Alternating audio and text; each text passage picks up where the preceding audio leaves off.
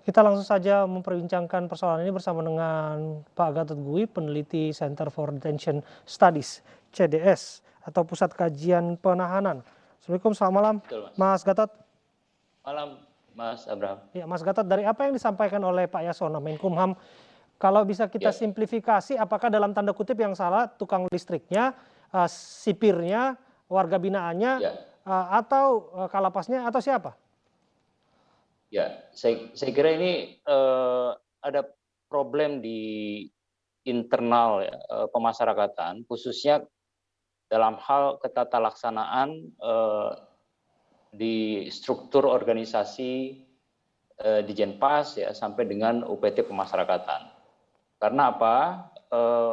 Beberapa kali kami dilibatkan misalnya dalam melakukan review ya terkait dengan tugas dan fungsi petugas-petugas yang suportif ya, misalnya bagian TU dan bagian umum, itu tidak ada sama sekali petugas yang memang fungsinya melakukan pemeriksaan terhadap instalasi listrik ya, termasuk juga pemeriksaan terhadap instalasi gedung ya dan fasilitasnya. Jadi sama sekali tidak ada tenaga-tenaga fungsional itu. Ya, jadi beberapa informasi yang kita gali kenapa tidak ada, karena memang di dalam strukturnya tidak ada nomenklatur terkait dengan tenaga kelistrikan, ya. Lalu tenaga perawatan gedung. Nah ini berbeda misalnya dibandingkan dengan TNI Polri ya atau instansi lain ya. Itu ada tenaga-tenaga fungsional yang memang fokus di dalam pemeriksaan kelayakan instalasi listrik, ya, gedung, ya, termasuk juga air.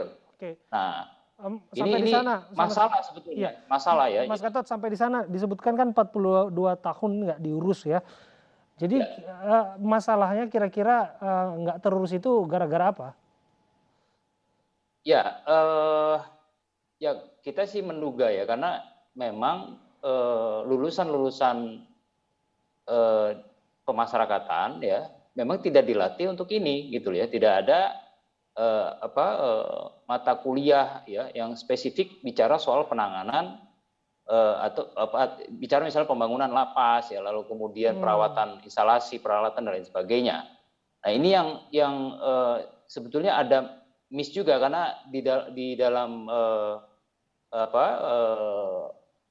proses pembelajaran dan pelatihan selama ini yang terjadi adalah ilmu-ilmu yang berhubungan dengan pengetahuan pemasyarakatan ya, lalu kemudian dari sisi keamanan seperti apa, pembinaan seperti apa, lalu kemudian dari sisi pembimbingan seperti apa, tetapi hal-hal yang berhubungan dengan supporting system ya itu yang baru belakangan ini dibangun, misalnya kepentingan untuk informasi dan komunikasi ya, penggunaan teknologi CCTV ya, lalu kemudian penggunaan pintu-pintu otomatis ya, itu sudah mulai digunakan, tetapi tenaga-tenaga fungsional yang mendukung ya, yang ahli dan mendukung pelaksanaan sistem kepenjaraan di Indonesia kita ini tidak didukung gitu loh, tidak ada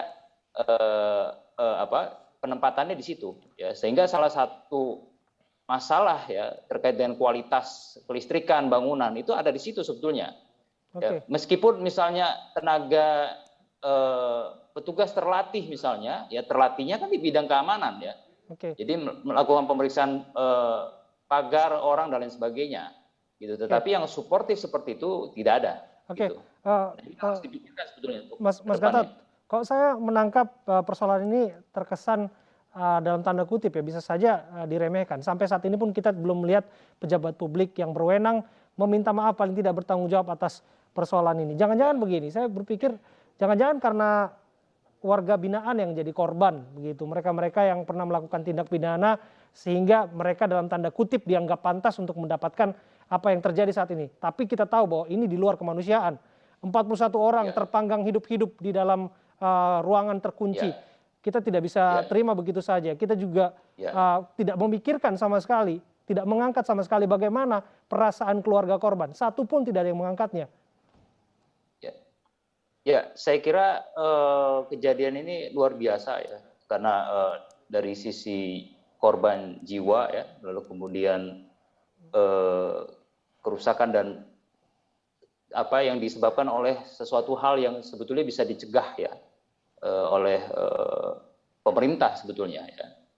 Nah, harusnya memang secara moral memang harus ada yang dimintai pertanggungjawaban ya, atas kejadian ini ya. Misalnya kita beberapa waktu lalu melihat misalnya gedung kejaksaan terbakar ya, Betul. itu juga harus ada yang bertanggung jawab ya atas peristiwa ini, karena ya bayangkan aja di kejaksaan aja tidak ada korban jiwa ya. Ini 41 orang meninggal. Pastinya harusnya ada yang bertanggung jawab untuk peristiwa ini ya. Oke, jangan-jangan di kepala publik itu sudah tertancap bahwa misalnya warga binaan itu adalah warga yang dihukum. Tapi kita melupakan satu hal bahwa mereka adalah warga yang dalam tanda kutip disebutkan dibina, dimasyarakatkan di lapas untuk kembali bisa bersosialisasi. Mereka punya hak untuk hidup, mereka punya keluarga yang menanti di luar begitu. Ya, ya tentu kita berharap ya kita menghargai ya pendapat masyarakat seperti itu, tetapi pada prakteknya bahwa orang masuk ke dalam lapas ya sebetulnya untuk direhabilitasi, ya, diperbaiki ya secara perilaku ya. Misalnya ada ketergantungan obat-obatan maka itu direhab di dalam. Nah ini sudah menjadi sebuah sistem yang berlaku di seluruh dunia terkait dengan proses rehabilitasi dan pembinaan di dalam lapas. Ya. Nah, tetapi memang persepsi masyarakat seperti itu bukan hanya terjadi di Indonesia ya. Sekalipun itu di negara maju seperti Amerika, Inggris dan Australia sama masyarakatnya tetap punitif ya. Yang berpikir bahwa yang namanya narapidana ya udah posisinya ya dihukum aja, kalau bisa memang tidak perlu diurus ya. Tapi dalam perkembangan global ya dan situasi yang berkembang ya persepsi ini berubah gitu ya. Jadi ada juga masyarakat yang prihatin dan kemudian juga ikut membela, bahkan ikut memberikan motivasi ke narapidana. Sebetulnya setiap hari ada itu di lapas rutan itu kunjungan-kunjungan dari gereja, masjid ya, yayasan-yayasan untuk memberikan dukungan kepada narapidana bahwa ada kesempatan untuk berubah buat mereka gitu ya. Ya, sedikit satir barangkali berbeda kalau yang terbakar itu lapas Sukamiskin yang isinya koruptor semua. Karena ini kan kasusnya narkoba. Tapi sebelum kita dalami nanti ya, Mas Gatot, saya akan ajak Anda untuk dengarkan apa pernyataan Menko Polhukam mengenai kebakaran yang menewaskan napi lapas Tangerang.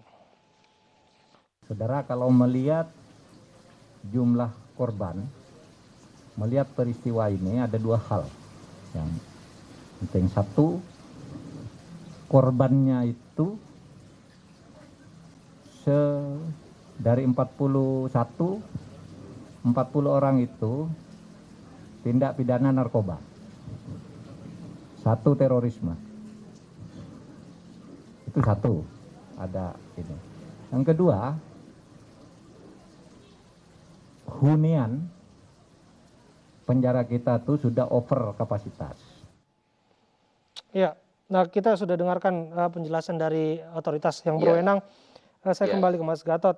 Mas Gatot, kira-kira dari perspektif keluarga korban, atas nama kemanusiaan, lagi-lagi saya katakan, bisakah sebetulnya mereka menuntut? Ya, jelas sangat bisa. Ya, karena posisi seseorang di dalam lapas itu, sekali lagi, bukan untuk dibinasakan, ya, tetapi memang mendapatkan pelayanan terkait dengan kesehatan, ya, lalu kemudian pelayanan terhadap kreativitas, ya, pelayanan terhadap pendidikannya, ya, lalu pelayanan terhadap makanan dan seterusnya, termasuk juga hubungan dengan keluarga, hubungan dengan masyarakat. Nah itu sudah diatur di dalam Undang-Undang 12 tahun 95 bahwa negara menyiapkan layanan-layanan itu, gitu ya.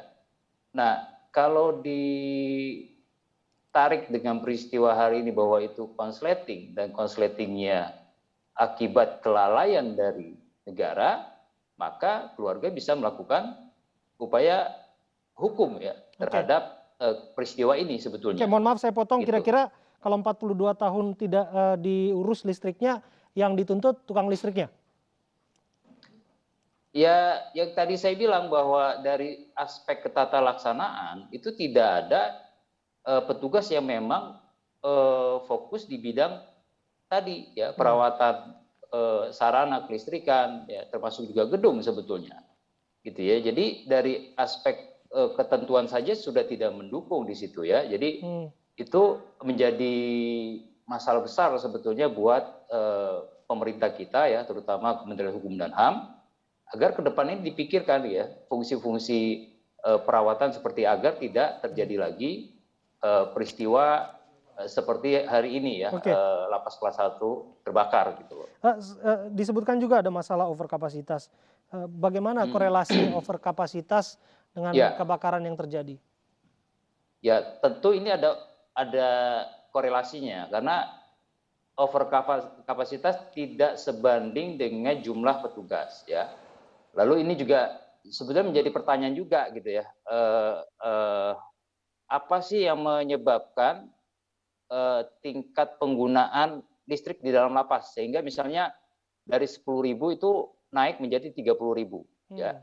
Nah, biasanya ini terjadi karena ada benda-benda yang memang diselundupkan ya, seperti misal kompor listrik ya, alat masak listrik ya, sehingga penggunaan listrik itu membengkak.